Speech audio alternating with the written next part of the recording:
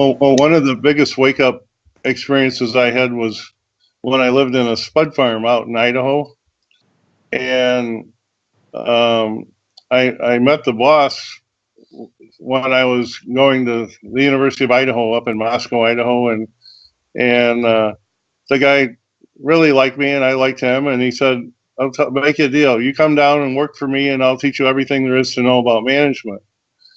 And so I was running out of funds.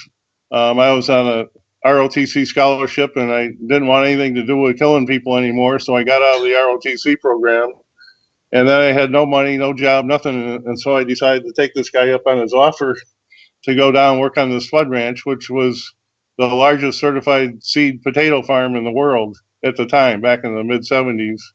So I went down there and started working for him, and after a year I found out that this whole operation was a write-off for a group of very wealthy people, like Henry Cabot Lodge Jr., Tom Devine, who was the vice president of foreign oil sales for Standard Oil Corporation, and the chief financial advisor came on board after 1 year. He came and moved on the property. They built a log cabin for him to live in, and he was the chief financial officer for the mafia. And he always said, "Don't say mafia, say mafia," because that's how we say it. Anyway, he had been on American Sportsman, and he was really a wonderful guy. But he had a very wonderful personality. I love the guy, and he would sit down there and we'd have these chats, and he would share a lot of things with me. And I'll tell you,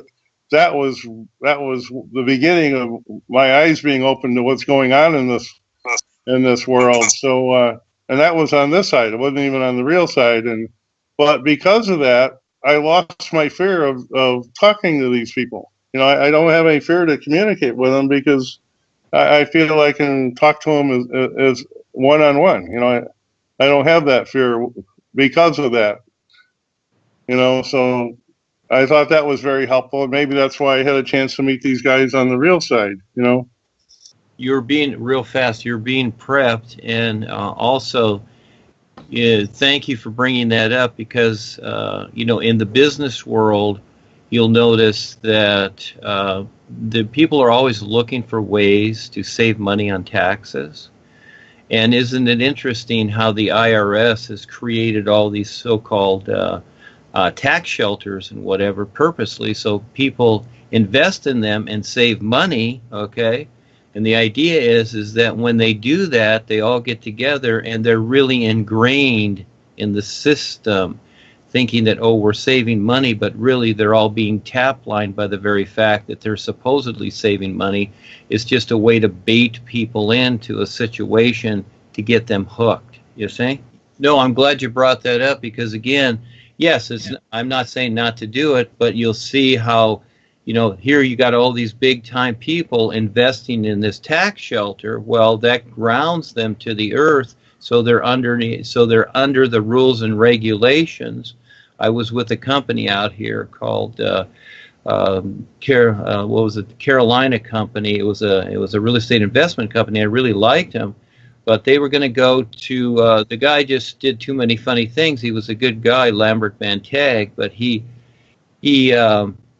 was going to go IPO, and when you do that, you're under the Securities Exchange Commission, and they love to steal from people. So once you're under their rules and guidelines, anything that you do wrong, they come in and they shut it down, which they did, gave it to a receiver, because he made like $30 million in a couple of years. I was with the company, had a lot of stock in it, and they came in, put a receiver on and stole it. So you see that these things, you have to watch them, but it was all set up. So it gets everybody in.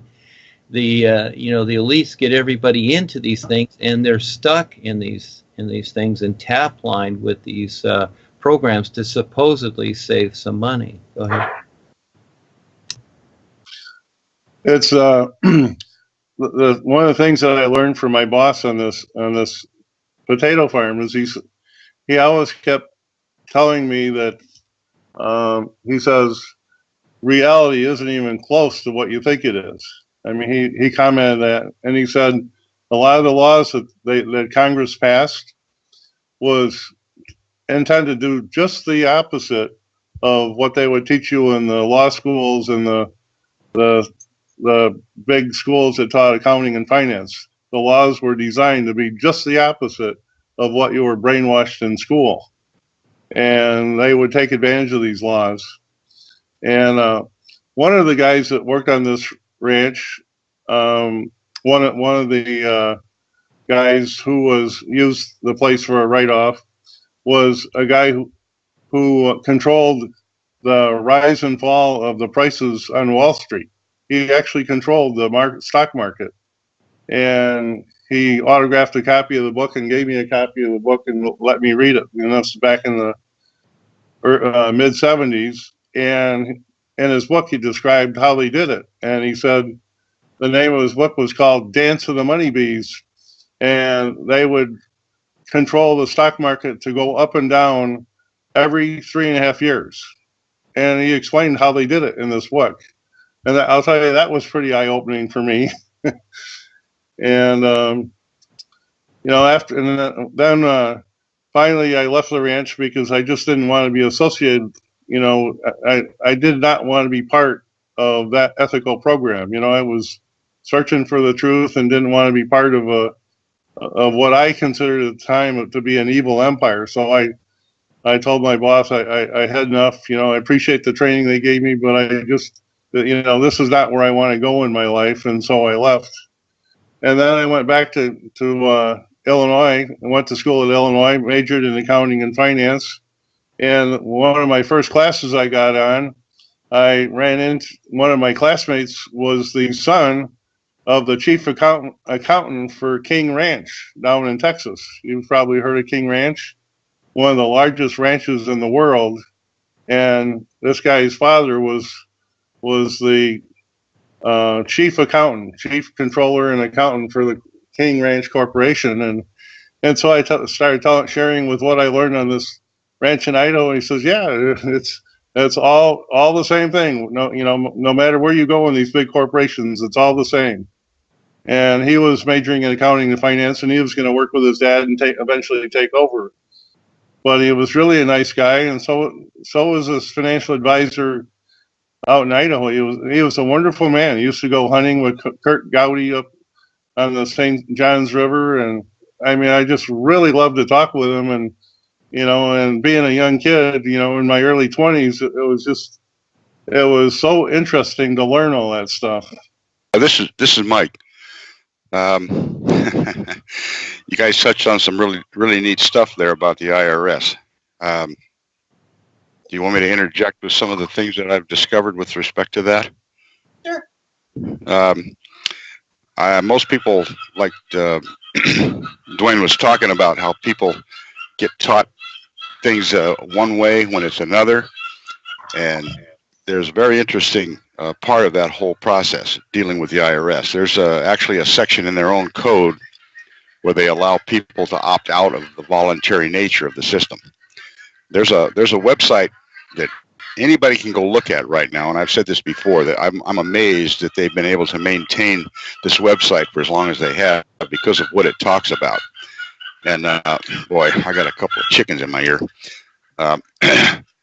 It's the website is Weiss, WEISS, and Associates, and their whole focus is on this process of volunteering. And once you get a little handle on the words and the phrases that they're using, you're going to realize very shortly that you're not one of the people who is required by their private code, by the way, to volunteer into it. The whole thing is it's a gift tax scam, and it deals with people who are not required to get people to volunteer into it without realizing they did that. And that's where 99% of all the corporate entities out there, when you go to apply or you go to get a job with them, there's certain forms that they tell you have to fill out in order to work for them. And they do that because they're underneath the rule that they volunteered into, that most of them don't realize they're not required either, but they've done it unconsciously because they've been told by their experts, their CPAs and so on. Well, this website, once you listen to it for a little while, you're going to find out that the specific nature and status of the people who were brought into that code rule section were only people who were isolated in a small territory in our country. Most people don't even think about it, but it's DC. And you're going to find out you're not one of the people that lives there or works there. And you don't get paid by them or its treasury. You're not ruled or governed by its municipal corporation. Those are the people that are specifically listed in the code book as being the people who are the taxpayers. And they say it in a reverse form. And if you go to 6331A of their code, Title 26, you look at A, it'll tell you about midway down in that section who the Secretary of the Treasury can seize property from. The next section, B, says what they can seize. But if you look at the first one, it's saying the same thing it said back in 1861 in that first statute, in the first taxing statute from Lincoln. They talk about who is going to be subject to the tax. And there's two entities in there. One's a U.S. citizen, which I guarantee you most of the people that I know are not. They just don't know. That's another distinct difference between the people and a corporate created entity. So U.S. citizens, officers, employees, and elected officials of D.C. are all taxpayers by their very nature. They're all created by Congress. So when you finally get to a point where you understand what they're saying there, which is a reverse of what they want you to know, you'll find out you volunteered into their system. And you did it because you were told you had to. That was the law. That was a requirement for working for these corporations. And they also give you this really neat little spot in the back of their book that says, but you can opt out. And it doesn't say it in these terms. It gives you the words, the revocation of your election, but it makes it look like only the Secretary of the Treasury can do it. And it gives you some other wording that doesn't apply to the circumstance. But the point here is that 90% of the 99% of the people are not the thing that the statute identifies as a taxpayer.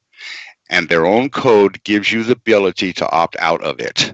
And once you do, you're no longer subject to the Internal Revenue or of the Fed or the state, because the states are hooked up with the feds in this income tax fraud. They're connected. And if you owe a Fed tax, you owe the state tax. You agree to be a citizen of D.C., you're agreeing to be a resident of your state, not a citizen of it. So they've reduced everybody to this subject status and then got them to opt into a system they're not subject to, but they give them a remedy to get out. Well, thank you, Mike. Thank you for all that. That reminds me, you know what one of the common jokes was with my mafia friends out there at this Idaho ranch? They said, and they said it was kind of a common joke. He said they called the United States the Great Experiment. And I said, well, what do you mean it's the Great Experiment? And he said, it was written so everybody would think they were free, but they weren't free. And it was a con job to make people think they were free when they really were not free. And that was a big joke for them because they were behind writing the laws. So I just thought that was kind of interesting. Well, anyway, thanks a lot for that, Mike. And I'd like to share another dream that I had. Before you do that, can I interject? Oh, sure, absolutely. Thing? Okay, Bob, at the time Bob was dealing with the mafia and all the big names and everything, I, on the other hand, was talking to seagulls on Fort Myers Beach. And it's one of the things I noticed about them was that as soon as you thought about taking a drink of what you brought with you or eating some chips or whatever on the beach, the seagulls, even though you hadn't opened the chips or anything yet, were starting to hover around you, waiting. And I thought, what did they do? Pick up my thoughts? So I was kind of a rascal, and I thought, okay, I'm going to think of throwing a chip to them. And as they were hovering, I threw the chip, the imaginary chip, mind you, onto the sand, and they all flew down and were picking up pieces of or grains of sand. And looking for your food. Just thinking that I had actually thrown the food. I just thought it was rather interesting that they would be that read everybody's mind, basically, or what your intentions were. Because you couldn't escape them on the beach. That was a fact. Okay, now you can go. Be careful what you think upon. Any comments on that, Duane? Self-evident, isn't it? Pretty much. Like that little film of the little alien. We're looking for evidence. You got it. Yeah. Yes. Yeah, very real. Yeah, we're all connected, aren't we? And I would say some of the birds, well, we have seagulls down here, it's the same.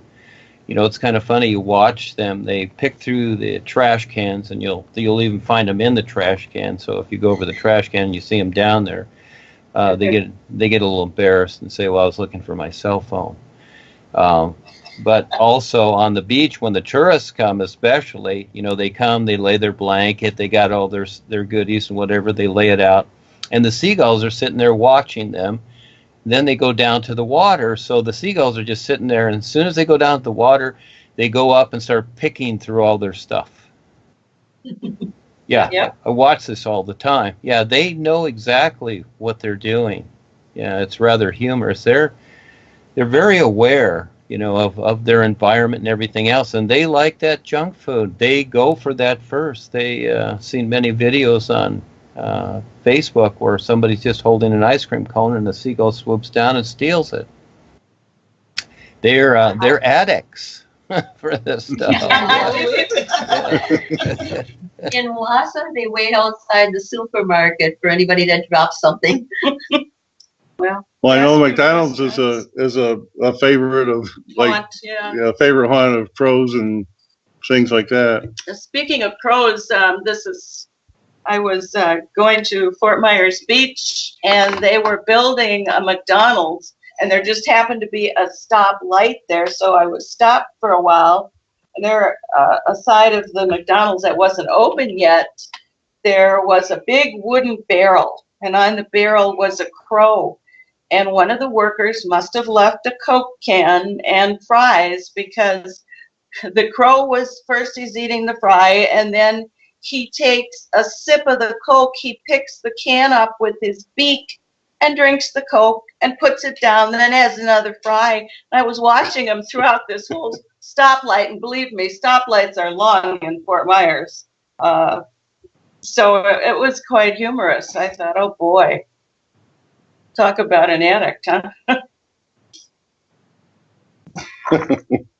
Well, that reminds me, I wasn't going to say this dream, but I had another dream that's, now that we're talking about food, maybe you can explain this dream to me.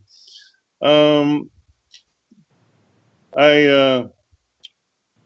remember going to this place where it was a real expensive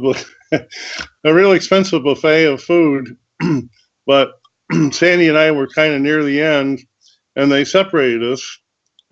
And it was winding up. There was hardly any food left, and I probably got the last tray of food, and somebody came up to me and dropped my tray of food on the ground upside down. But what was interesting about this was when the food fell on the ground, there was a big leaf of lettuce that was on the bottom of the food on the ground, and the rest of the food was sitting on the lettuce. So I thought, well, what the heck, so I picked up the food and ate it anyway. And He would do that. and that's, I do that anyway. But anyway, what's interesting about this dream, as soon as I picked up the food to eat it, there was this huge crowd that came out of nowhere, and it was just like a football crowd. Everybody started cheering like crazy. And then I woke up from the dream. When was that, Bob? When was this dream? Yeah. It was Wednesday, August 22nd. Oh, this August? Yeah, just a little over a week ago. Okay, again, so you were in a restaurant or somewhere and you dropped the food on the floor and it flipped upside down? Well, somebody dropped it. I didn't drop it, but somebody else dropped it. They dropped my tray. What did they do, knock it out? Yeah, they knocked it over. Oh, okay, someone else did it. Now, who would that be? I don't know. Yes, again, so could be one of the boys because, again, you're doing your standard meal. Mm-hmm. And they knock it out of your hands, all right? They just give you a little nudge. And so, again, it's like I talk about the routines. And so you ate it anyhow. But there was a big cheer. So you're saying it was the Tapliners that cheered that I didn't change my style. Not necessarily. It would be that, when it was knocked out of your hand, it went to the floor, which is the earth, which is the ground, okay? So, again, it looks like in a way you were grounded or you accepted what was done to you. In other words, you agreed to it, so you ate the food. It flipped upside down. So, again, it's like you come from the corporation to this, all right? You're still, having your meals, but you might say it's upside down to that, and it's on the ground, so you're kind of grounded. But no, I would say it was the boys that were cheering. They wanted to see, this is where they put us through a process to see if we'll agree little by little. And so again, you can figure out the rest. Do you see it? Yeah. So that's a good thing. So well, they cheered. I remember when I remember the day before that. After I first met Ava, it was a while. It was into the first year a ways, and she was, she was on Facebook. She had all these friends and whatever, and so she was, very careful with that. Well, at some point, she all of a sudden wrote this letter. It was in the first days there because she was still with Daniel, the Canadian who introduced her to me. She had wrote this letter in broken English. Daniel kind of helped her. So they sent it to me. And I saw that it was, the title was Why I Quit Eckankar. And so I saw it all. It was all kind of broken up, baby talk or whatever. And I just said, well, it's fine. Whatever you want to do. I didn't know that she was going to put it on Facebook. Well, the night before, I was like a waiter in a restaurant. Okay, somebody that serves people. So this was the scene. She walks into the restaurant straight on. She's kind of in front of me from the left to right in front of me. I'm looking at her right side as she's staring straight forward. And so this means that she's focused. Okay, she's in the present. She's in the now. She's focused. And as she stands there, she just stands there, and I'm on her right side looking at her. She's just staring straight forward. There's no expression. All of a sudden, there's this big applause. And so, I've got to wait sometimes too. It's like, okay, what's going on here? It's kind of like in a movie. You gotta see the whole movie to figure it out as it's put together. So the next day, Ava puts the letter on Facebook. And boy, did that rattle up for like 2 weeks. Stan Schultz, everybody came on Facebook and was denying this and whatever. But the boys were applauding her because she stepped up and had the courage to say what she did. Just like you kids, 50 years of the penitentiary there. Yeah, but which is okay, So you can look at it like that as a reference. So again, the food flipped upside down. You see, it was upside down from what it was. And so, again, when you were in the corporation, you ate what they gave you, right? You see? Mm-hmm. So now you're eating what's presented here, aren't you? It's upside down from that, isn't it? Absolutely. Sure is. And I would say the boys knock that tray out of your hand because, again, they see within yourself, this is where I say many times, and that is that, people bring all their old stuff with them and then try to make the old stuff fit. But this is the new nowness. None of it fits, you see. So you have to, it's not bringing your old stuff, but you decide from a new viewpoint, what has value to bring in and what doesn't, and you just let the other stuff be. So there's kind of the idea. It's a 180 from what you knew, isn't it? Yes, it is. And speaking of, you agreed, and they cheered you on. It's like, wow, you did it. See, again, they agreed. Yeah, there was no coincidence. No, it was one of the boys that just knocked that out of your hand. They see what you're doing. They've done it to me, all these things in the past, many times, etc. They're always watching us, which is so cool, because we've stepped up. So we're going through the process. It's just up to us if we want to pay attention, or we want to stay stuck with what we've come to know. What we come to know is a value. We don't exit out, but now it becomes a reference, not a reality. There's a difference, and to recognize that, yeah.